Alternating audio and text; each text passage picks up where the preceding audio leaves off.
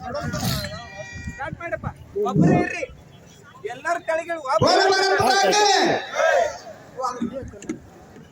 ಯಾರು ಮಾತಾಡ್ತಿರಲ್ಲ ಒಬ್ಬರೇ ಇಲ್ಲ.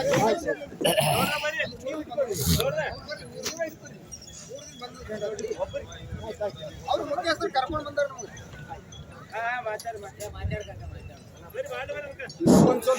ಬೋಲ ಭಾರತ್ ಮಾತಾಗೆ, ಬೋಲ ಕರ್ನಾಟಕ ಮಾತಾಗೆ, ಅಣ್ಣ ಬಸವಣ್ಣನವರಿಗೆ, ವೀರಾಳ ಚಿತ್ತೂರು ಚೆನ್ನಮ್ಮ ದೇವಿಗೆ, ಕ್ರಾಂತಿವೀರ ಸಂಗೊಳ್ಳಿ ರಾಯಣ್ಣನಿಗೆ, ಜಯ ಮೃತ್ಯುಂಜಯ ಮಹಾಸ್ವಾಮೀಜಿಗಳವರಿಗೆ, ಬಸವನಗೌಡ ಯತ್ನಾಳಜಿ ಅವರಿಗೆ.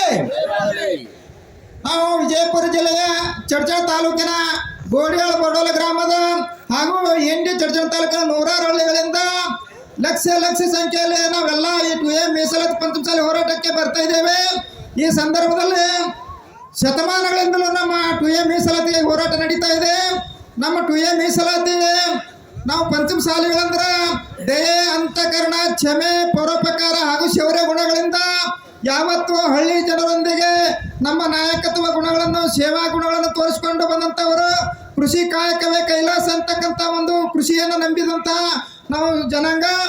ಆದರೆ ಈ ಆಡಳಿತ ವ್ಯವಸ್ಥೆ ಒಳಗೆ ನಮ್ಮ ಸಮಾಜ ನಿರ್ಲಕ್ಷ್ಯಕ್ಕೊಳಪಟ್ಟು ನಾವೆಲ್ಲ ಗ್ರಾಮೀಣ ಮಕ್ಕಳು, ಬಡವರ ಮಕ್ಕಳು ಶಿಕ್ಷಣದಿಂದ ವಂಚಿತರಾಗಿದ್ದೇವೆ, ಆರ್ಥಿಕವಾಗಿ ಸಂಕಷ್ಟದಲ್ಲಿದ್ದೇವೆ. ಸಾಕಷ್ಟು ಸಾಲಗಳು ಮಾಡಿಕೊಂಡು, ಖಾಸಗಿ ಸಾಲ ಮಾಡಿಕೊಂಡು ಜಮೀನುಗಳು ಕಳೀತಾ ಇದ್ದೇವೆ.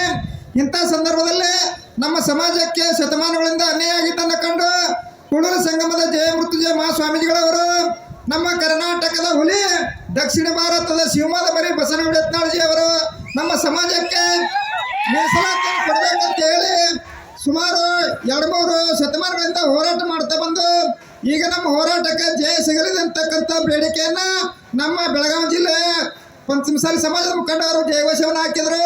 ಅದರಂತೆ ನಮ್ಮ ಸಮಾಜಕ್ಕೆ ಮೀಸಲಾತಿಯನ್ನು ಕೊಡಲಿ, ನಮ್ಮ ಬೇಡಿಕೆಗಳನ್ನು ಈಡೇರಿಸಲಿ, ಅಲ್ಲಿವರೆಗೆ ನಾವು ಈ ವಿಧಾನಸೌಧದ ಬಿಟ್ಟು ಹೋಗೋದಿಲ್ಲ ಅಂತ ಹೇಳುತ್ತಾ ಕರ್ನಾಟಕ ರಾಜ್ಯದ ವಿಜಯಪುರ ಜಿಲ್ಲೆಯಿಂದ ನಾವು ಲಕ್ಷ ಸಂಖ್ಯೆಯಲ್ಲಿ ಬರ್ತಾ ಇದ್ದೇವೆ.